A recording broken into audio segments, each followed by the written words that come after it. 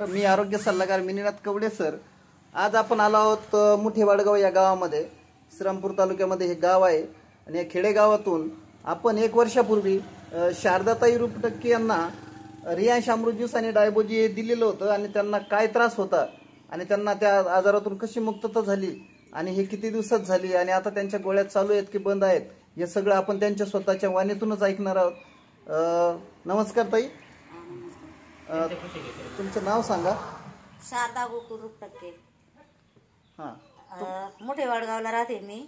मला खूप दिवसाचा शुगरचा त्रास होता। माझी शुगर कधीच नॉर्मल होत नव्हती। जशी शुगर झाली तशी माझी 550 शुगर राहायची। किती दवाखाना केला तरी कमीच होत नव्हती। मी 11 दिवस वेळेत घाटामध्ये ॲडमिट होते तरी पण मला काही फरक पडला नाही। मग मला या सरांनी मला हे अमृत ज्यूस आणि हे औषध दिलं आणि त्या औषधाने मला पूर्णपणे फरक पडला।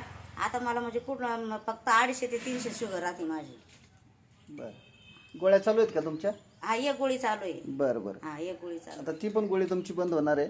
आणि दुसरं महत्त्वाचं म्हणजे आपण लोकांसाठी काय संदेश देऊ इच्छिता?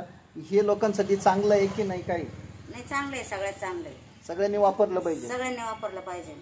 धन्यवाद।